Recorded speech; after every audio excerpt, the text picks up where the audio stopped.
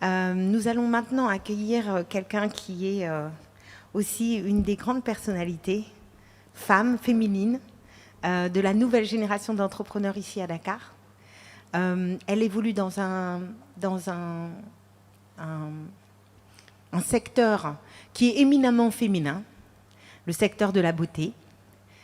Mais je trouve personnellement qu'elle démontre à l'intérieur de ce secteur d'une créativité et d'une punacité rare.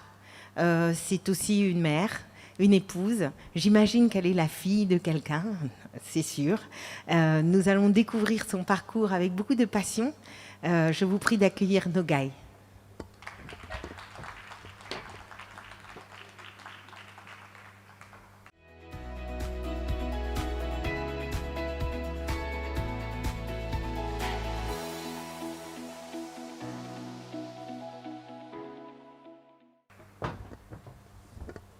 Bonsoir. Bonsoir. Ah. Est-ce que vous connaissez Olof Ndiaye?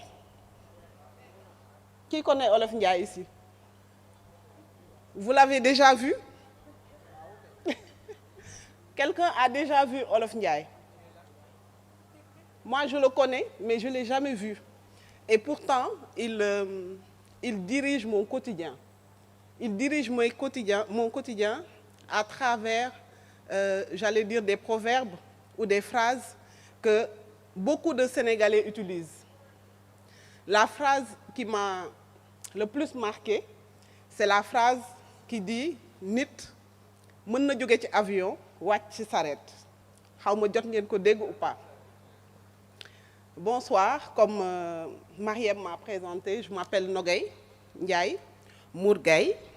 Je suis mère de 2 enfants, épouse. Je suis née à Niary Tally. Donc j'ai grandi entre Niary Tally, Grand Dakar et Ouagouñaay, où j'ai fait tout mon cursus scolaire, primaire, secondaire. J'ai fait le lycée Lamine Gueye, Delafosse et Blaise Diagne. J'ai fait les 3 lycées. Je vous comprendrai peut-être pourquoi après. Et j'ai fait un bac S2 que j'ai mis du temps à avoir parce que je l'ai fait 3 fois. Oui. J'ai fait mon bac 3 fois parce que entre la classe de première et la classe de terminale, j'ai perdu mon père. J'ai perdu tout.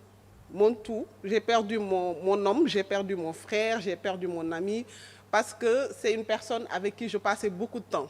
C'est une personne qui m'a élevée, c'est une personne qui m'a donné beaucoup de valeur. Donc du coup, quand il est décédé, c'était en 97, le même soir que Mame Cheikh Abdou Aziz Dabakh, je m'en rappelle, et j'étais déboussolée. Jusqu'à ce qu'on pense que j'étais folle. Et donc, du coup, beaucoup de choses ont été chamboulées dans ma vie. Et comme je lui avais promis que j'allais avoir un bac S2, ben, j'ai insisté. J'ai fait le bac 3 fois, tout en passant, en allant jusqu'à l'oral. Il y a d'office et oral, c'est ça, non? Et donc, j'ai eu mon bac dans des conditions assez difficiles parce que c'est un soutien humain, mais surtout un soutien financier parce que c'est un père qui travaillait et qui nous prenait en charge. Je suis née d'une famille de 6 enfants, dont 3 filles et 3 garçons, un peu comme Seynabou. Mais le petit dernier est décédé très tôt. Donc, du coup, on s'est retrouvés avec deux garçons et 3 filles. Et ma mère, je vais dire, elle n'a jamais travaillé de sa vie. Donc, ce qui fait que quand mon père est décédé, c'était très difficile. Il fallait marcher de Niary Tally à Delafosse pour pouvoir continuer ses études et il fallait absolument le faire. Et c'est là que j'ai commencé, au fait, à transformer ma table de travail en marché Sandaga. Je vendais du tout. J'ai commencé par une bague que j'ai achetée au marché HLM à 250, je m'en rappelle comme si c'était hier. Je l'ai achetée à 250 et je l'ai vendue à 500. Ben, je dis, Donc ça marche, je peux me prendre en charge. Il faut que j'arrête de marcher de HLM de Wagunyai, plutôt Nyari Tali à Delafosse. Donc du coup, j'ai vendu la bague à 500, je suis retournée au marché, le gars m'a vendu 2 bagues, c'est devenu 1000 francs. 4 bagues, c'est devenu 2000. Ben, j'ai rajouté des bracelets, j'ai rajouté des colliers et j'arrivais à 7h30 pour étaler ma table et vendre mes produits. Donc, du coup, j'arrivais à prendre mon car rapide, j'arrivais à avoir mon pinton à midi et même un peu de sous pour donner à ma mère pour rajouter sur la marmite à la maison. Donc, j'ai continué comme ça et finalement, j'ai eu mon bac au lycée Blaise Diagne. Et dès que je l'ai eu, je suis partie au lycée, je suis partie à Marlborough. Parce que je voyais tout le temps les hôtesses de Marlborough habillées en jupe très jolie et tout ça. Je me disais que c'est un truc que je pouvais faire. Donc, je suis allée à Marlborough sans trop réfléchir. Ben, j'ai vu le gardien, je lui ai dit que j'avais un rendez-vous avec le directeur. Il me fait oui, là, je n'ai pas accès au rendez-vous. Ben, je sais qu'il n'a pas accès au rendez-vous, c'est la secrétaire qui a accès au rendez-vous. Donc, un pas de fait. Je rentre, il me dit, rentre, allez voir avec la secrétaire et elle va voir dans la liste. La secrétaire qui regarde la liste et tout, je lui dis non, il s'est trompé. Je n'ai pas de rendez-vous. Au fait, c'est quelqu'un qui le connaît, qui m'a mis en rapport avec lui. Donc, dites-lui qu'il y a quelqu'un qui le cherche. Et donc, elle a appelé pour dire ça. Et comme le monsieur en question, il était curieux de savoir, mais parce que c'est un étranger, au fait, qui je dois connaître au Sénégal qui me met en rapport avec une certaine Nogaye. Et donc, la secrétaire me dit d'attendre. J'ai dit, là, je croise les doigts. Et à un moment, elle me dit, allez-y. Donc, je cogne à la porte, j'ouvre. Et je referme derrière moi et je lui dis, monsieur, je ne vous connais ni d'Adam, ni d'Ève. Je ne connais personne qui vous connaît. Je veux juste du travail. Et rapidement, parce que je dois payer mes études, parce que je viens d'avoir mon bac. Et le mec se met à rigoler. Ben, ma face, ça m'a canam, quoi. Il a rigolé jusqu'à se rendre compte que moi, je ne rigolais pas. Et il m'a dit, asseyez-vous. Donc, je me suis assise et il m'a dit, pourquoi vous cherchez du travail? Donc, je lui dis, je viens du lycée Lamine Gueye, on vient de m'annoncer, je ne suis même pas encore partie à la maison, on vient de m'annoncer que j'ai mon bac, donc je veux de quoi continuer mes études parce que je n'ai pas les moyens et je n'ai pas trop envie d'aller à l'université, quoi. Il me dit, oui, il prend sa calculette, il me dit, oui, quelle école tu vas aller, c'est combien le sandwich, c'est combien le... Je dis, mais qu'est-ce qu'il fait ce mec-là? Qu'est-ce qu'il va me raconter là? Je veux juste un travail, quoi, pour payer mes études. Et voilà, il me dit, si tu commences à travailler, tu ne vas pas continuer tes études et c'est mieux que tu continues tes études et tout ça. Je vais venir voir ta mère, mais voilà, un gars que je salue au passage, je ne vais pas dire son nom. Et voilà, après, comme raisonnent toutes les filles, je me suis dit, mais ce gars-là, il va chercher à me draguer, il va rien me donner de travail. Donc, du coup, il m'a donné son numéro de téléphone et tout, et j'ai zappé. J'ai zappé et je suis allée encore chercher du travail pendant des mois et je n'ai pas trouvé. Excusez-moi, je n'ai pas le chrono hein, et je parle beaucoup. D'accord, il n'y a pas de souci. Et donc, je suis restée comme ça et je n'ai pas trouvé de travail. Donc, du coup, je suis retournée quand même le voir pour voir est-ce qu'il y avait encore cette possibilité-là. Et il était fâché parce que le même jour, il devait rentrer. C'était son dernier jour de travail et tout. Donc, il me dit qu'il ne pouvait rien faire. J'ai dit OK. Et à un moment, entre-temps, je me suis quand même inscrite à l'université en fac de sciences parce que je voulais faire médecine, au fait. Et comme j'ai mis 3 ans pour avoir mon bac, je n'ai pas pu aller en fac de médecine parce que j'étais un peu trop âgée pour ça. Et donc, je me suis inscrite en fac sciences, mais ça ne me disait rien. Ça me disait absolument rien. Et je me suis inscrite en BTS Commerce International parce qu'il y avait une annonce et par la suite, je suis allée postuler pour faire cette histoire d'hôtesse à Marlborough. Donc, je faisais hôtesse à Marlborough et en même temps, je suivais mes études. Et j'étais en première année BTS Commerce International. Donc ça s'est passé comme ça pendant 2 ans et j'ai pu décrocher mon BTS en Commerce International. Et ensuite, je suis allée à Gauloise Blonde, qui était une entreprise un peu concurrente à Marlboro, où j'ai fait 1 an. J'ai fait 1 an pendant lequel j'étais nommée meilleure commerciale. Comme je parle beaucoup, je vends beaucoup. Et j'étais nommée meilleure commerciale. Et comme je disais tout le temps à tous mes parents, mes amis, je voulais être hôtesse de l'air. C'était mon rêve depuis toute petite. Et un de mes oncles a vu l'annonce dans Le Soleil. Excusez-moi. Et il a appelé mon père, ma mère, et lui a dit j'ai vu une annonce qui pourrait intéresser Nogaye parce que elle a toujours été passionnée d'être hôtesse de l'air, de voyager et tout ça. Et donc, du coup, ma mère m'en a parlé et j'ai été postulée pour passer le concours d'hôtesse de l'air. C'était il y a... Et donc, j'arrive sur place et je vois plus de 400 filles, presque 500 filles. Je les regarde toutes. J'ai dit, mais moi, j'ai aucune chance. Elles sont toutes belles. Et je prends mon téléphone, j'appelle ma mère. Je lui dis, mais là, je vais rentrer parce que j'ai aucune chance. Il y a même Miss Sénégal, quoi, ici. Ma mère me fait, donc, comme tu n'as aucune chance et que tu t'es déplacé jusque là-bas, mais pas juste le concours, quoi. Ne fatigue pas le monde. Et donc, j'ai passé le concours.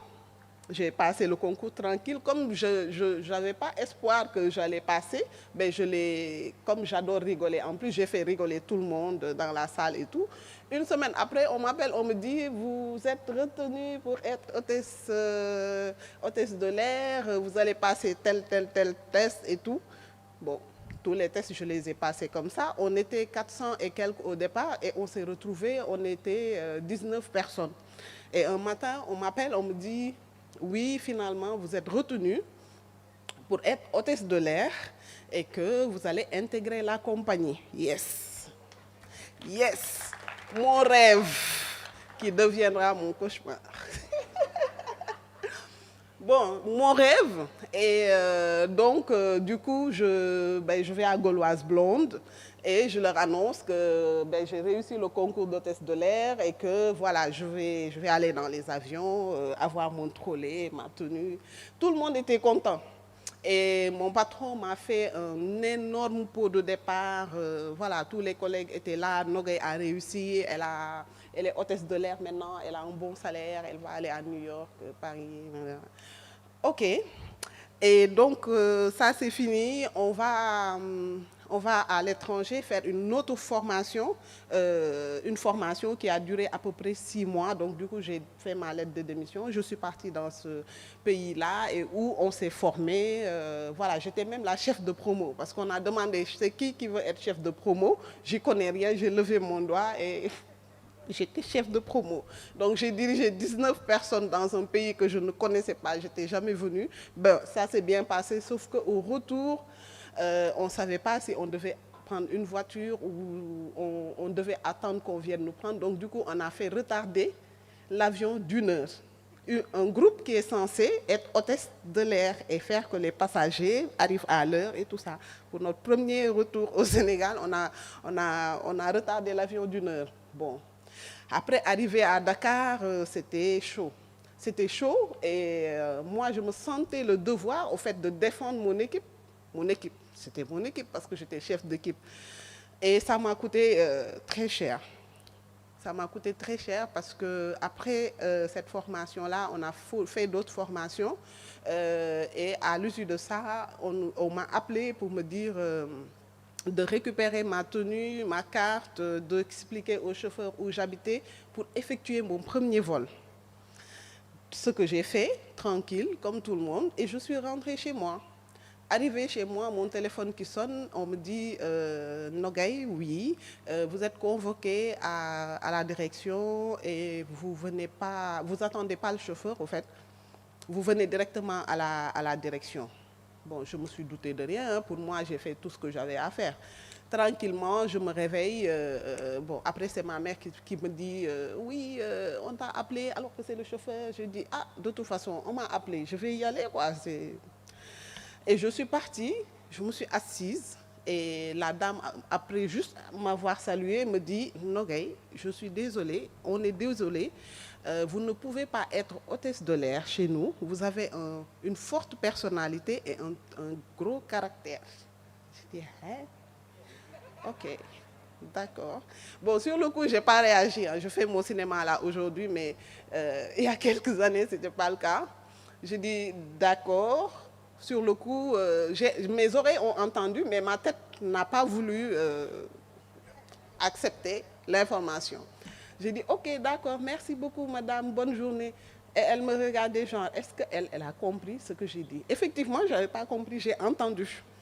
Et ben, je suis partie chez moi et c'est arrivé à la maison, ma mère qui m'attendait de pied ferme, qui me fait alors, qu'est-ce qu'on t'a dit? Je dis ok. Au moment de répéter, mon subconscient a repris l'information en fait. Et je n'arrivais même pas à sortir de mots.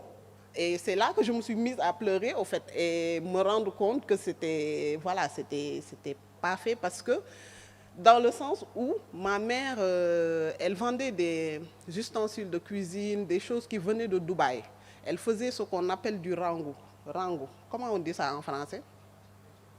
J'avais des tantes qui partaient elles-mêmes à Dubaï et qui ramenaient des affaires et elles les prenaient pour les revendre. C'est ça, rango, non? Et donc, comme je devenais hôtesse de l'air, elle payait, je pense, à l'époque 10% du billet d'avion. Et donc, elle avait fait tout son plan. Genre, je vais être une grande commerçante. Et quand elle m'a regardée, c'est ces images-là, au fait, qui sont plus venues dans ma tête. Et c'est ça qui m'a fait pleurer, au fait. Donc, c'était un moment vraiment... à l'expliquer, ça fait encore quelque chose, mais voilà.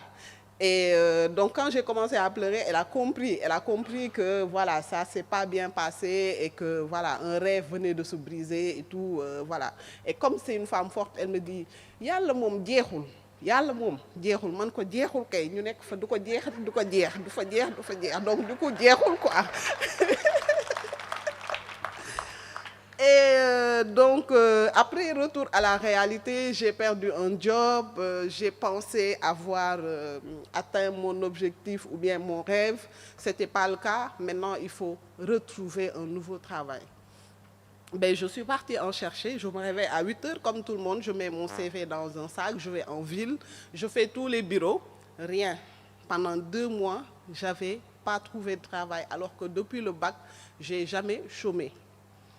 Donc, j'ai cherché, c'est à la fin du 2e mois que j'ai pu avoir un travail à Colgate-Palmolive. Je fais la pub, Mariam, si tu permets. Donc, à Colgate-Palmolive, j'avais un travail. Mais c'était un travail Le travail consistait à prendre une charrette et aller livrer du savon, des pâtes dentifrice, des oignons, tout ce que tu veux. En fait, le matin, je me réveille, je vais dans les boutiques de Médina, je connais toutes les rues, je les ratissais. Je commençais même à apprendre le peul, parce que les peuls, là, pour leur vendre, il faut parler leur langue. Hein? Donc, je ratissais toutes les rues le matin, je prenais les commandes des boutiques et l'après-midi, j'allais avec Modou, c'est le charrutier, c'est lui qui conduisait la charrette et moi j'étais à côté, je chargeais toute ma marchandise et j'allais livrer. Et le lendemain, je retournais pour aller récupérer mon argent. Donc c'est pour ça que je parlais de Olof Ndiaye tout à l'heure. Parce que je ne sais pas si vous avez suivi l'histoire, mais je devais être dans un avion et je me suis retrouvée dans une charrette. J'y croyais pas jusqu'à ce que ça m'arrive. Et depuis lors, j'écoute tout ce qu'on me dit, Olof Ndiaye a dit, précieusement. Et fallait me voir sur la charrette parce que pour tout le Sénégal, Nogay avait réussi. Elle était hôtesse de l'air alors qu'elle était sur une charrette. Donc du coup, j'ai acheté un foulard très noir, très grand. Et je me suis mis ça sur la tête et j'ai fait comme ça. Et Modou, le charretier, me fait, c'est un serreur, me fait Nogay, yow doo bàyyi sa muuru bi ngay mel ni màggatu tubaab doo ñu wax fan la ñuy jàdd ah nga toog nii di yogor yi rek sa kóol bi doo ko dindi. Et depuis, je respecte les charretiers. Parce que quand je rentre à la maison, même quand je dormais, je sentais comme si j'étais encore sur la charrette. J'en rigole aujourd'hui, mais c'était très, très, très dur. C'était très dur, Ben, mais ça m'a appris extrêmement beaucoup de choses. Ça m'a beaucoup donné de maturité. Ça m'a beaucoup endurci, je peux le dire comme ça. Et depuis ce passage-là, parce que c'est monter très haut et descendre, mais vraiment, vraiment, vraiment à un niveau... C'est pas que je ne considère pas les gens qui font ce métier, parce que c'est un métier et c'est un gagne-pain, parce que tu gagnes quand même ta vie. Mais vu l'histoire, comment ça s'est passé, j'ai appris énormément. J'ai appris, mais beaucoup. Et cette expérience-là, qui était très difficile, par la suite, j'ai intégré d'autres entreprises. J'ai arrêté la charrette. À un moment, je dis, ma mère, là, je ne peux pas, parce que je n'y arrive pas. Elle me dit, de toute façon, toi, Djambanga et tout, ma mère, là, elle n'est pas venue, mais je la salue de tout mon cœur. C'est une force, c'est ma force. Et elle m'a dit non, mais si tu arrêtes, je comprends, parce que si tu fais des choses que tu n'aimes pas, tu ne te retrouves pas et tout. Donc du coup, j'ai arrêté et j'ai repris à déposer les CV.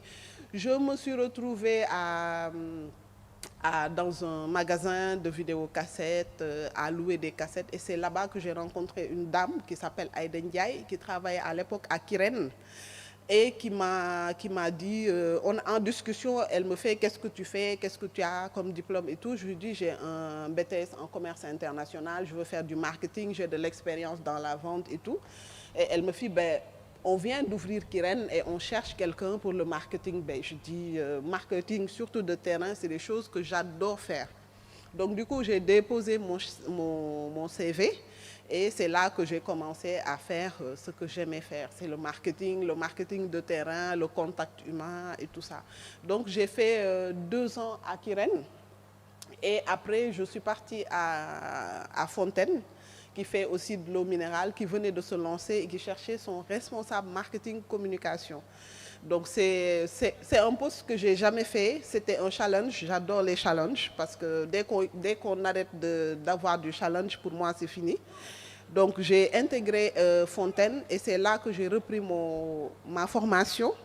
J'étais arrêtée en BTS commerce international et j'ai continué, c'est là-bas que j'ai continué ma licence à l'ISM.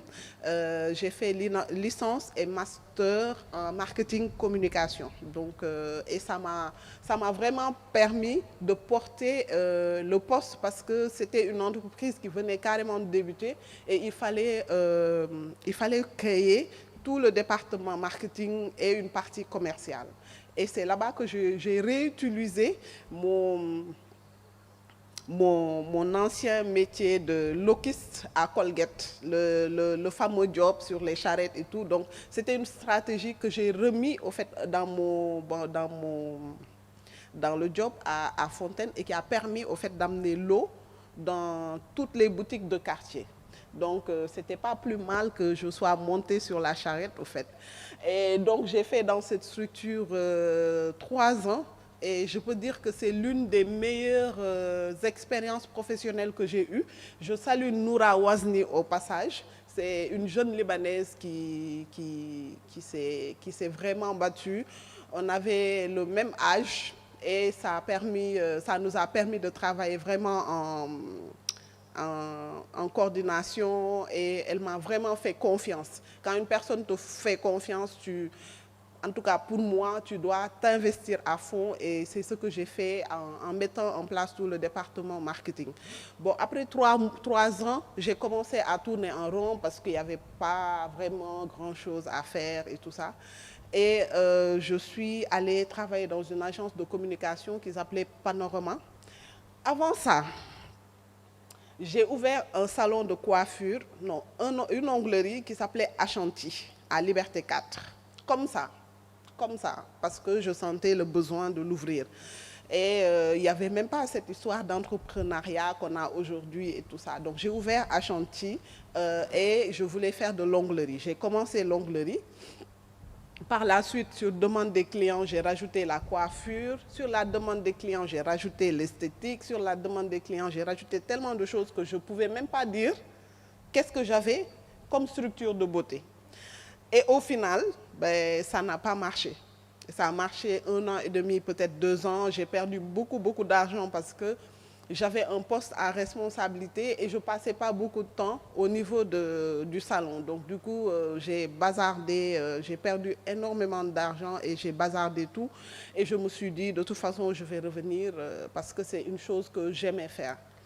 Et donc, j'ai quitté Fontaine et je suis allée à Panorama.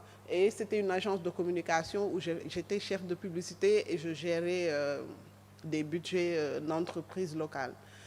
Et pendant que je faisais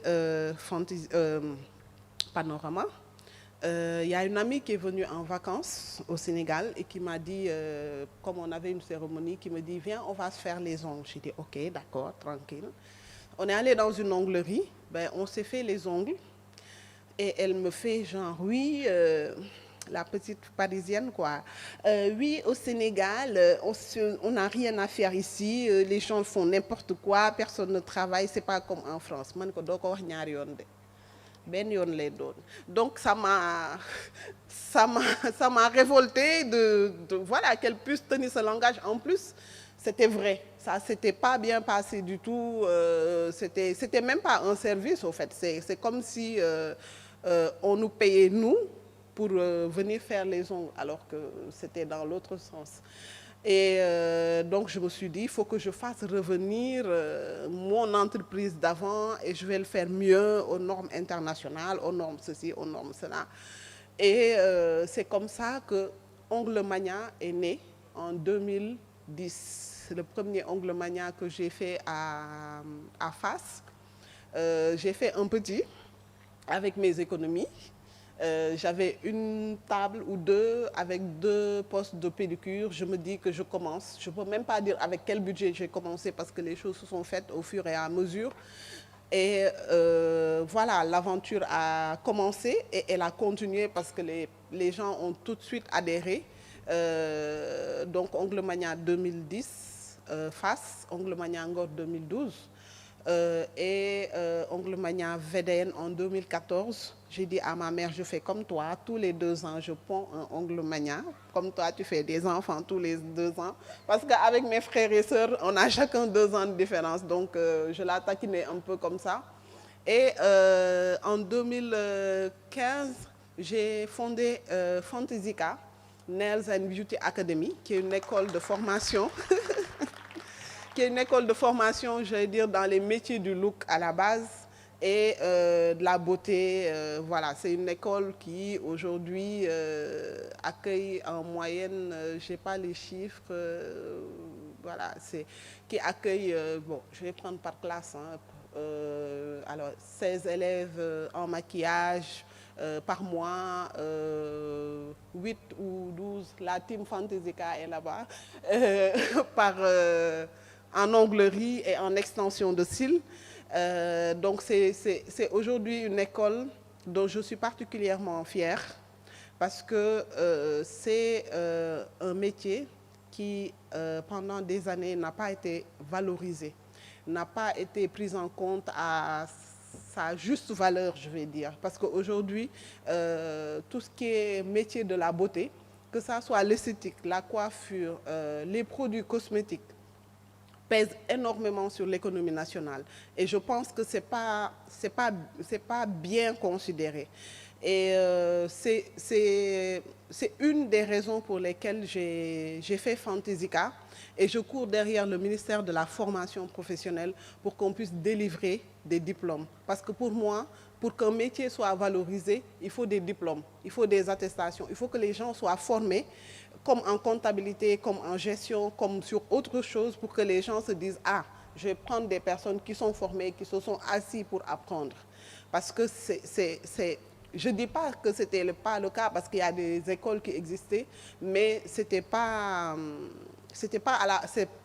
Jusqu'à présent d'ailleurs, c'est pas à la portée de tout le monde et les gens ne sentent pas vraiment la nécessité de prendre des gens qui sont formés. Donc c'est pour ça qu'aujourd'hui, je dis encore une fois de plus que je suis...